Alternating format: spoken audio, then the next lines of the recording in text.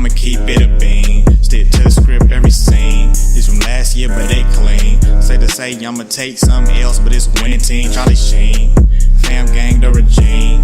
I'm from Piney Green. What's good, Shellitronnn here, the most woke, no joke, and I'm back at again with a brand new video, and I'm gonna keep it a Bray Biscuit here. Today was a very historic day for the Carolina Panthers. As we all know, it was the last day of training camp for the 2019 season, but that happens every single year. You know, it's this time of year, it comes around every single year. Every team has training camp, but this year could be the very last time the Panthers practice at Wofford College. This has been a long-term kind of tradition for the team to go to Wofford College during training camp. We understand what Jerry Richardson's connection was with Wofford College. It's kind of obvious there.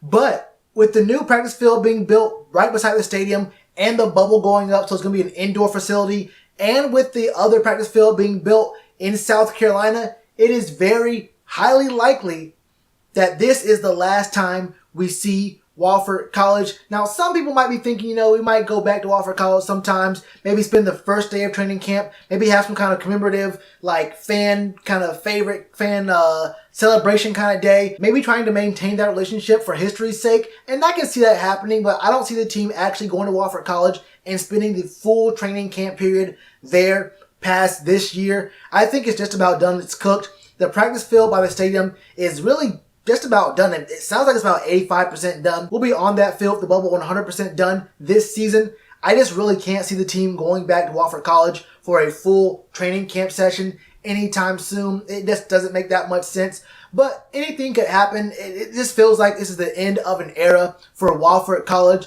I mean, the whole 2 states, 1 team thing might be in question until the actual fields that's going to be in Rock Hill. Is it Rock Hill?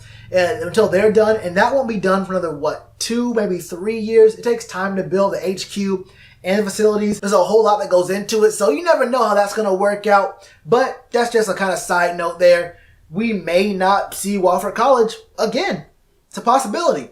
But moving on from that kind of stuff to the actual football things we saw on the field, this was the second and last day of the joint practices between the Panthers and the Bills, and this was a good one. But let's start this off with what happened before practice. In the middle of yesterday's practice, Brian Burns got an ankle injury. He got his ankle wrapped up, iced up and everything, and he could not go again after yesterday. There was no news that came out from the team. No one said anything until this morning when Brian Burns tried to go for practice today, and it turned out that he could not go. Now, it wasn't like they said, okay, you got hurt yesterday, so we're going to keep you out for today. It's not a big deal. We'll let you rest.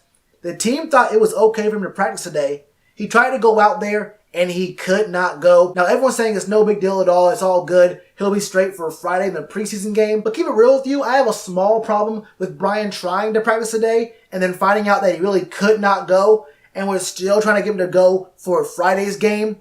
I just don't think it's worth it. I don't have a problem with Brian Burns sitting. It sounds like this is a little bit more serious than they thought it was yesterday. It sounds like it's a little bit more serious than they thought it was this morning. So I don't understand just what we can actually gain from, just letting this guy take 1 extra week off of rest and letting him be good for week 3 of the preseason against the Patriots, where it's an actual dress rehearsal, and we really want to see how he looks against the ones of the other team actually going hard. It's week 2 against the Bills. We're not going to really find out a ton about Brian Burns. I don't see his snap count being all that high in week 2. Week 3 will definitely need to be higher so we can see how he reacts to actual game speed. And I don't want to risk him re-aggravating an injury just to see if he can go during a week 2 preseason game. It could be nothing at all, but I kind of have a weird feeling about, guys getting hurt and then thinking it's okay, and then it actually isn't okay, and then trying to rush them back.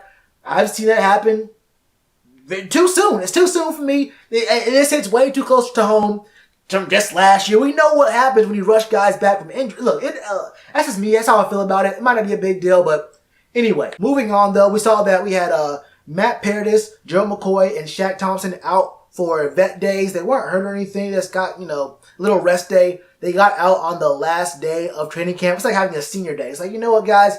It's cool. It's the last day. Just go to the beach. Just chill out. Do what you're going to do. I wonder what they're actually doing over there. They were actually out in the sun because it was hot. I think it was 94% humidity. I wonder exactly what they were doing out there. We did see that Ian Thomas did not practice again today. Ian Thomas, I don't know what it is, but he be getting injured. he be getting injured and it does keep him out. And we know the team isn't all that shy about letting guys come back in if they're just a little bit hurt. We saw Brian Burns, a prime example. So if the team thought that he was kind of good to go, they would have had Ian Thomas out there to at least try it. And we did not hear news about Ian Thomas, trying to go out there and just getting stopped saying, no, it's not good enough, bro. Let's come on back.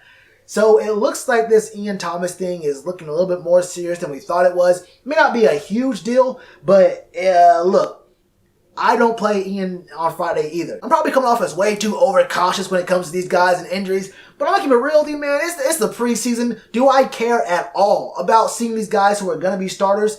Not at all. The preseason is about finding out what your backups look like and finding out what kind of diamonds in the rough you have at the back end of your depth chart. That's more of a general thing though, because last year I really did need to see Captain Munderland out there in each of those preseason games. Bro had to play. Hey, when you're a vet, Captain Munderland, he had to play in those preseason games, so I had to see something, anything at all. But we're getting off that right here. For what we have on our team right now, our starters and our guys who are really, really good backups who will get a lot of reps.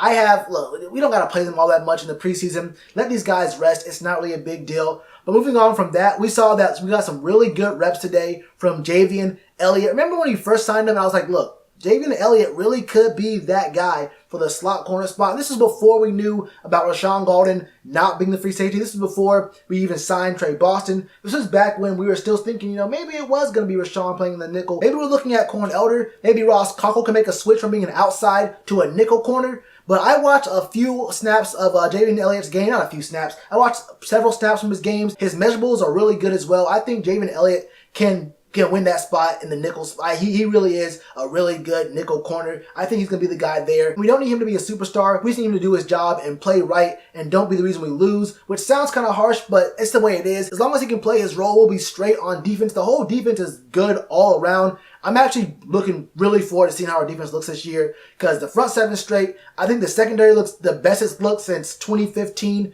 We're going to be looking really, really good all around on defense. But it's not just defense. It's about the offense as well. We got old guys looking good. Greg Olsen had a one-hand catch today. We got young guys looking good. Curtis Samuel. Now, Curtis Samuel has been one of the biggest stories of training camp so far. I think everyone has a story about him talking about, him being the breakout guy of training camp, him being, the new face of the wide receiver core. Maybe DJ Moore isn't the number one receiver anymore. Maybe it's Curtis Samuel. Maybe Curtis Samuel is the best wide receiver on the team, no matter where you put him, as an outside guy, as a slot guy.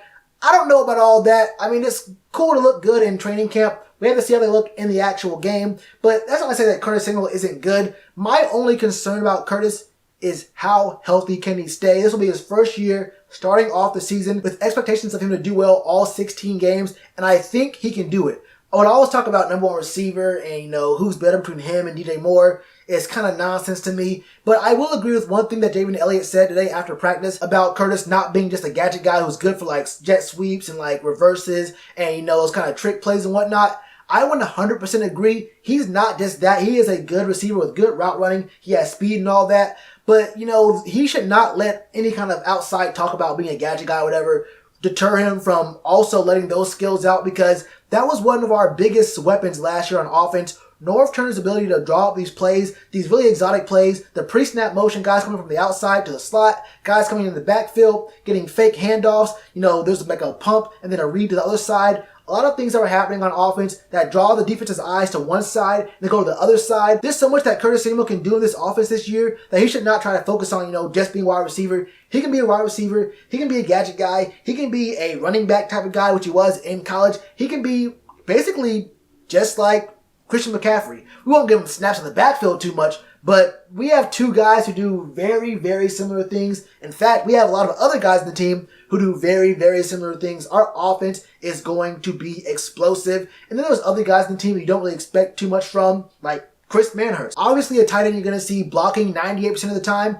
but you saw last year he can catch passes. He got one from Christian McCaffrey, of all people, and he caught 2 passes, I think, over the last couple of days.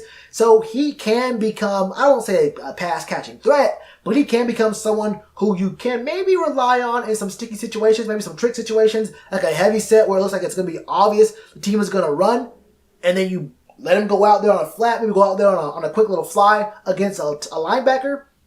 you might see something. You really might see something out of Chris Manhurst you won't believe until you actually see it, until your eyeballs pop out your skull. Like, wait.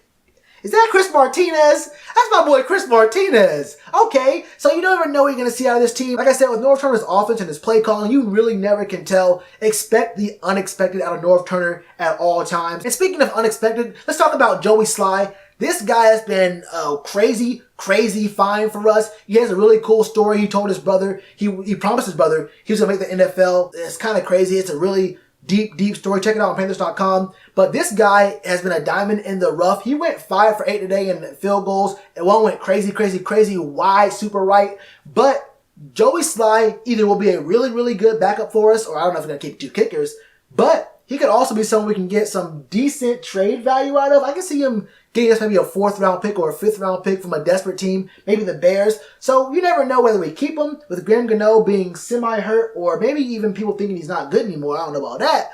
Or he could be someone we can get a little bit of capital back from, and we can make a move next season.